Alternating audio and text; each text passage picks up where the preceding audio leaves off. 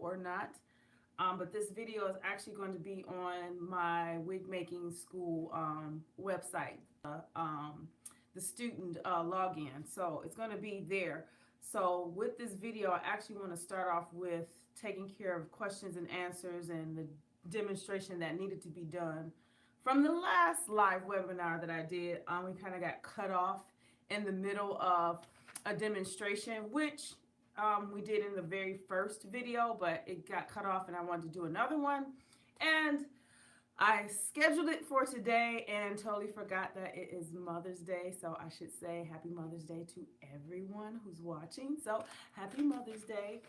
If you are watching this from the student site, from your student profile, make sure you click on the word YouTube so that you're able to comment. That way I can kind of read the questions and answers and all that stuff. I can actually see it from my cell phone as well. And if you want to comment or have any questions, let's leave that closer to the end of the first segment of this. And then at the very end of everything, I'm just going to do a little, synopsis of how the courses are going to be for the next module, which is the sewing machine module. On how to make wigs on sewing machine. So I'm pretty sure you guys are going to have questions on that. So let's start off with the most important. Happy Mother's Day. Thank you, Mary. I haven't talked with you in a while. It's been a while. So first things first is in the module one, on the website is specifically for the basics of wig making by hand, which is what we do at home. If you're making it for yourself or you're making it for your client. Manufacturing sewing is a little bit different. That will be in module 2, but you will not be using what we call a wig making sewing machine. You will be using a sewing machine that you would use to make clothing with that's for home. So that's more so on the manufacturing end. But the reason why module 1 is the sewing machine method by hand, not the sewing machine, the hand making method is because it's your basics. Understanding how to lay the tracks, how to hand sew the tracks, what are the hand sewing techniques, all of that stuff is there on the website so that you could access it at any time. This is something that you can do in your own timing other than being able to make the modules if you can. If you can't make the modules, the webinars, you can actually go back and watch them because they're going to always be there. And new modules will be coming up periodically each term or semester because I'm a college teacher anyway, so I do things by that way.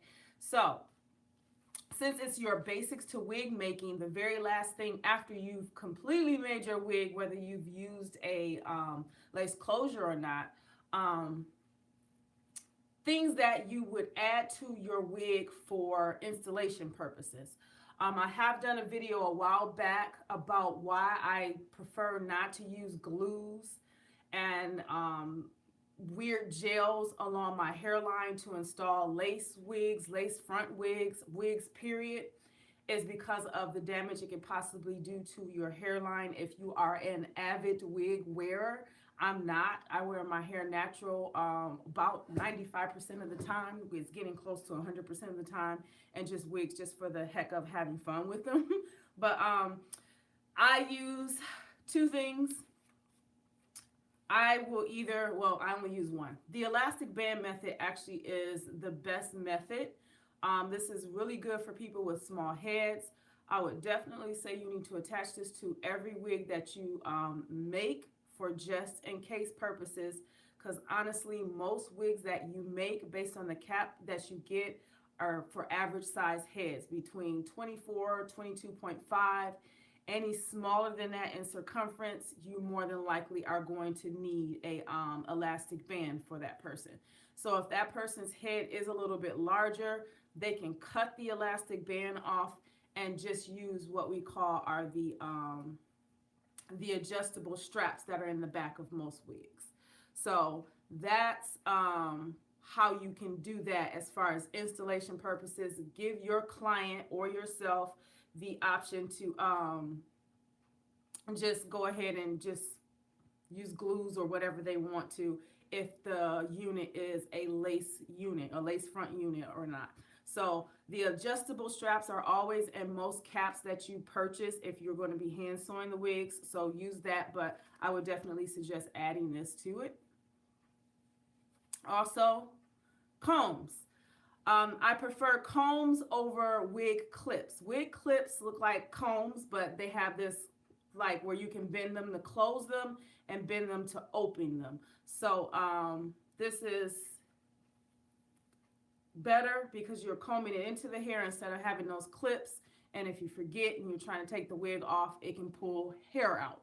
So combs are pretty easy to find. You can find them on AliExpress, Alibaba, Amazon. You can find wig combs better. Wig clips are usually easy to find at most beauty supply stores. So totally up to you, but I believe just on a professional note that it's better to have wig combs. Wig combs are best on each side and the back. If even if you do have an elastic, adjustable straps in the back, and sometimes like right in the crown part of the wig. Those are the best places to put them. I would never put them along the front of the wig because it gives your client or yourself the option to just use the elastic band to make sure it lays flat to the hairline, or glues or gels or whatever they prefer to. But sides on the temples, one in the back, one in the crown. Pretty simple. So I'm just answering most frequently asked questions when it comes to wig units.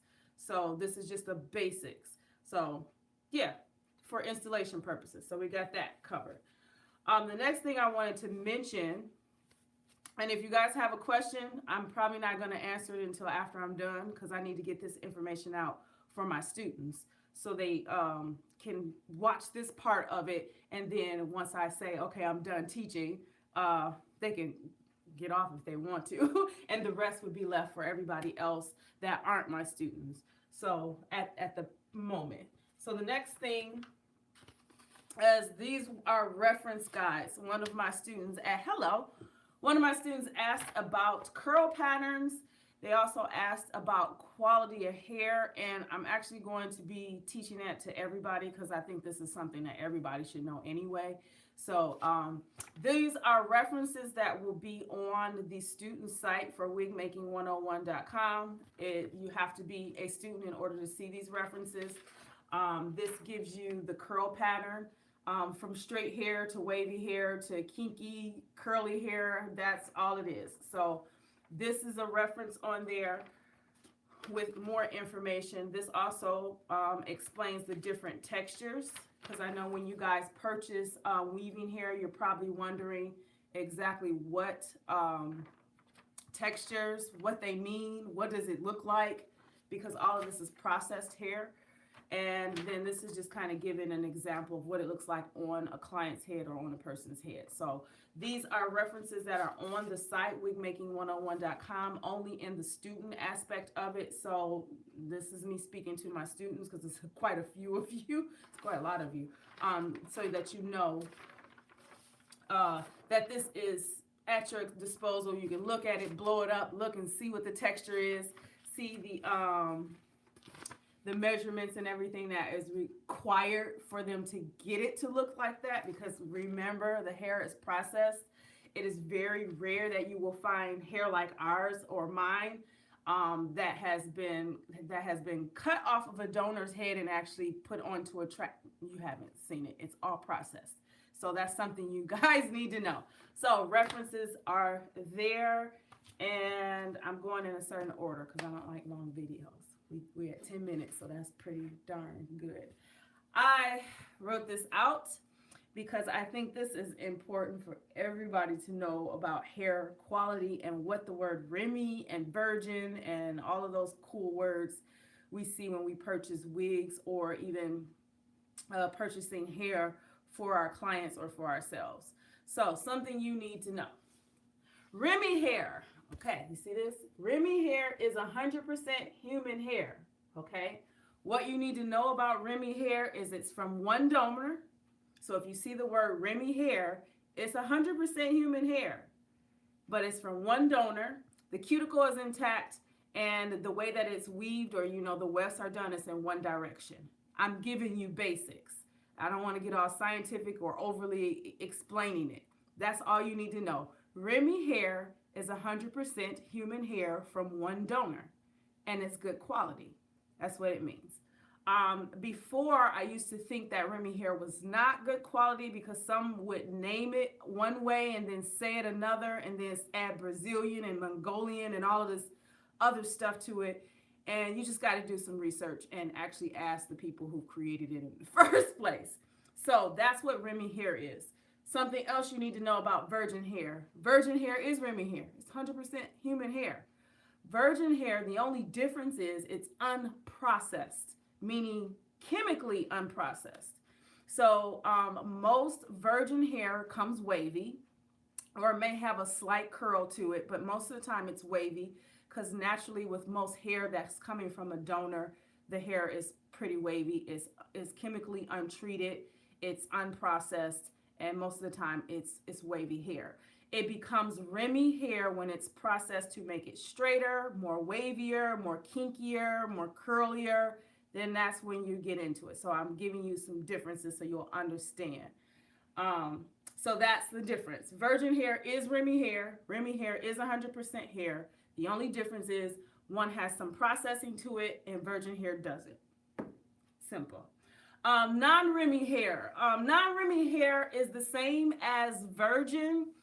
Well, no, it's not the same as virgin. It's the same as Remy hair. The only difference is it's coming from multiple donors. So one is coming from one donor, which is virgin or just Remy hair, 100% human hair. Non-Remy hair, if you do not see the word Remy, it means it's non-Remy hair. It just means it's just going to say human hair. You're just going to see that word. You're going to see either 100% human hair or nothing at all. It's just coming from several different donors, or from several different sources of donors, because there's donors out there that sell their hair. So this is more common with hair that comes from beauty supply stores. There's two types of hairs that come from, or weaving that comes from beauty supply stores. One is the non-Remy, or just the 100% human hair, or one is what we call the human hair blend. And beauty supply stores, it's either 50% human hair, or it's 50%. It used to be Kankalon, but now the word is Kenalak. I'm pronouncing it so wrong, but I hope you can see it. This is the 2018, probably 2016, 17, and 18 blend of hair that they put in it. And what that really means is it's just heat resistant, so that you can style it and do whatever you want to with it. Most cases with that type of hair, you can't color it or color treat it at all. Human hair, you can, only if it just takes longer, and it takes a big process, and more than likely you have to bleach it. In most cases, that could damage the hair anyway. But this is just your basics on quality of hair. So when you see the word Remy hair, it is quality hair. It's from one donor. The cuticle is intact, and not to mention that it's in one direction, so you don't have all those crazy split ends or crazy things going on with the hair that you normally see with beauty supply store hair, which is human hair, or it may be a human hair blend. So make sure when you're purchasing any kind of weaving, read the descriptions. Stop just looking at the images, ladies, and thinking that that's what it's going to look like. You need to know if it's hair that you can care for and have for a long time, or if it's hair that you're just going to have for a short period of time, and then it is what it is. Human hair, other than human hair blend, human hair can last for as long as you take care of it. There is no set year, months, dates of the length of how long you can keep that hair. It all depends on how you care for it. There are people who have their own hair and they don't have it for a long time because they don't care for it. So that's the same thing when it comes to hair that is on a weft and that has been created and processed for wigs. You have to wash them, conditioning them. Yes, all of those things are a part of care, just like you would do for your natural hair or your own hair, whether it's processed or not, or permed, I want to say. I want to say heat treated. I don't like to say heat damaged because what if that's how the person wants their hair? But no matter what your hair is, you have to care for it. You would have to do the same thing for a wig because the hair that is on the wig that you've created is coming from somebody who decided to shave their head off and donate it or cut their hair off and donate it. So care for it the exact same way. So I believe that is it. Um, Let me check something really quick.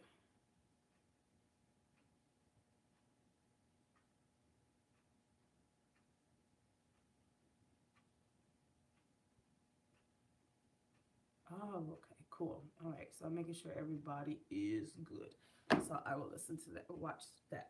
So, um, that information was for my students. It's also for those of you who aren't my students as well. So at least you get to learn something about quality of hair and finishes and things for wigs because I make wigs for clients too. I make wigs and teach manufacturers how to do wigs in other countries. So it's a lot of stuff that I can't really share with you because I'm under contract.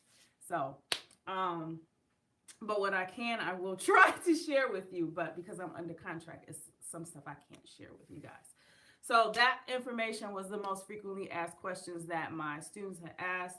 They asked about the finishing when it came to your wigs. This is a full lace unit. And August, I believe that is the next, that's not the next, but that's the last module where I will teach you how to create lace units, closures, frontals, 360 laces, and eventually into full lace units. This isn't a lace unit that I created. This one actually came from one of my favorite companies I like to work with is WIGS. So this is a full ventilated lace unit. I like the lacing that they use to do theirs, and you can kind of see that they've worked on bleaching the knots and stuff like that.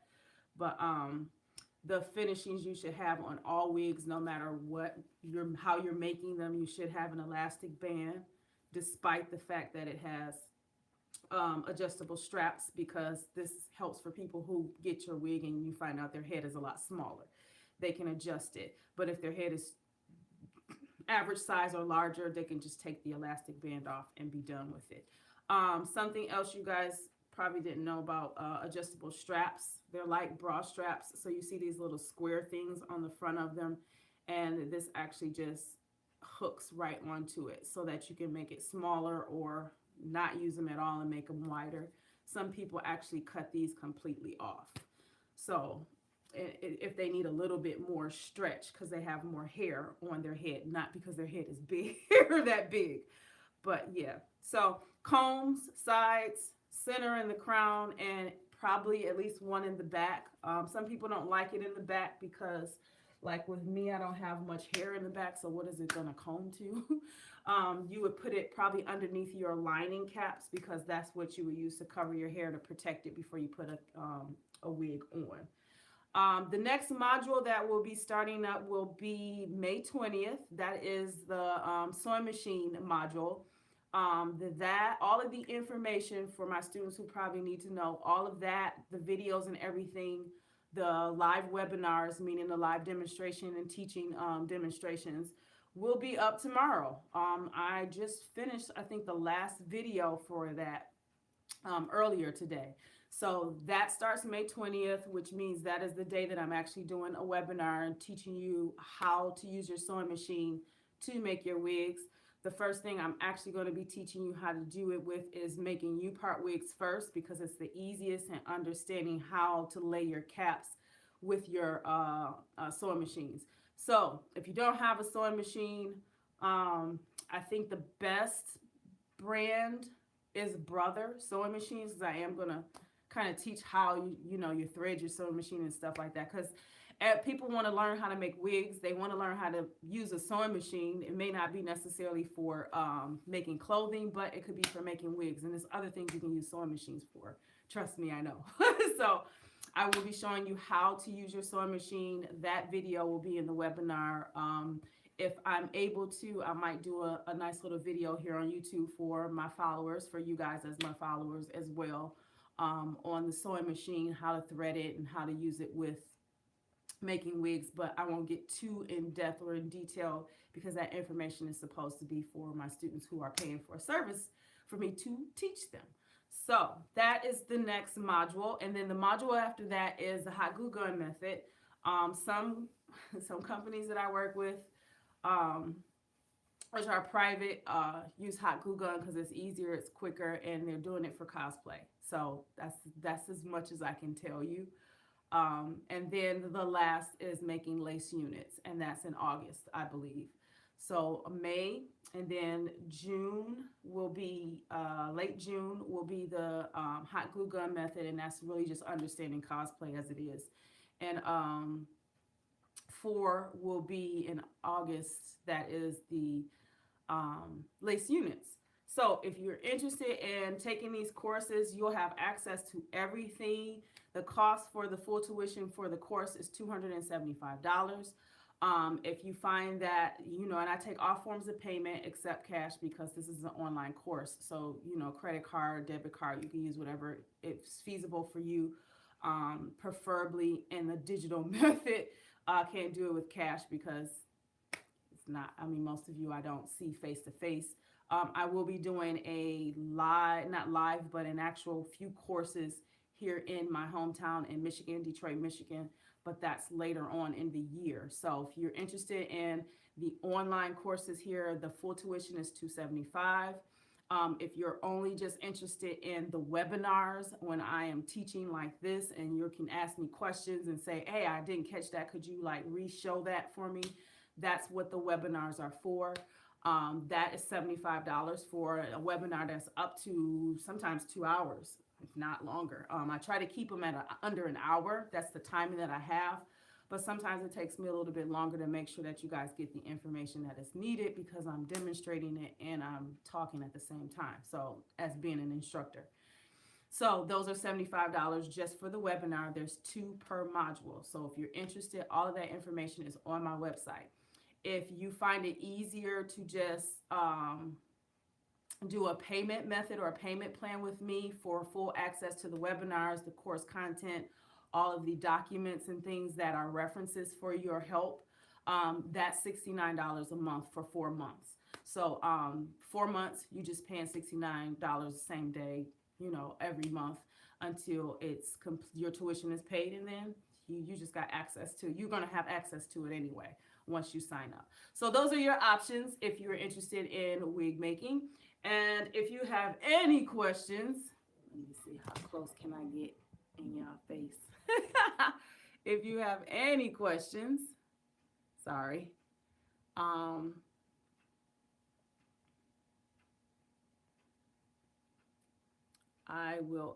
can probably answer a few of them. And let me make sure I put this on my,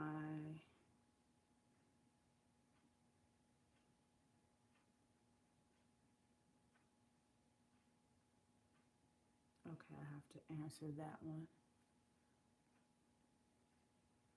So let's see. What can I talk about? Okay, I gotta take, there we go. I don't want top, I want all. So again, happy Mother's Day. This is about to be close to the end of the video. I scheduled timing for this for 30 minutes, no longer. So we only got 5 minutes. But I want to say thank you to those of you who are subscribed to me because I haven't said that at all in a long time. I've gotten my play button a long time ago, and I just haven't even said thank you to the newbies. And definitely thank you to those of you who've been following me since the freaking beginning. Through all the stuff that I've been going through and been doing. So I do sell wigs, and I'm still teaching. If you're asking me, hey Devin, if you're asking me, he just made me blush. I don't know why. If you're asking me about am I still teaching? Yes, I do still teach. For those of you who may not know, I still teach at the College for Creative Studies. What I teach there is pretty much everything in the arts, including fashion. I usually teach the fashion to kids during the summer period, so that's about to come up. But mostly what I teach in adult courses and continuing education courses is I'm Adobe certified. So anything in Illustrator, Photoshop, Muse, which is a website build because I teach a website design class. Um, what else? Which the website, the wig making 101 .com website, I built and created, and I edit and do everything myself because I teach it. So that anything else, Premiere Pro, that is a editing software for videos, which I don't use it as often to do editing for my videos. I usually use iMovie because it's quicker and easier because I need to get videos out in time instead of overly producing crazy content. I don't feel I have to. But yes, I am still teaching.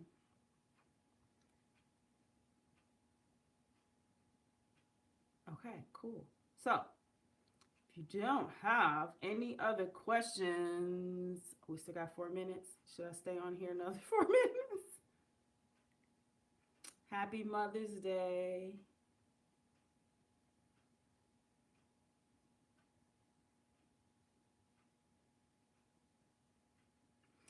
Also on my BeautyCutright.com website, I'm selling wigs. I've been selling wigs for a long time. I've been selling wigs for a long time. Right now they're at 20% off. I'm doing mostly the taper cut because it seems to be in more demand. People are asking me about taper cut wigs, so I'm like, oh, might as well just focus on just those. I don't want to have too many different styles out there because that can get kind of overwhelming for me because as you guys know, I pretty much do a lot as it is. But yes, I do sell wigs. Most of them are the taper cut or the afro cut, depend in the textures and everything, all of the pictures and information you need to know about the type of hair, where it's coming from. All of that is in the description box of each wig for each product that you're looking for. So please read through stuff. If you got questions, it's okay to ask me, but I might refer you to it because sometimes people ask me questions that's already there because I already know what you're going to ask me. However, if you still have questions and you don't see it there, then yeah, ask me. Are able to ask me for custom wigs that are not on the site as well, and that's me conversing with you personally for something totally different. If you want something totally different, just let me know, and then I can deal with that as far as an invoice for you separately.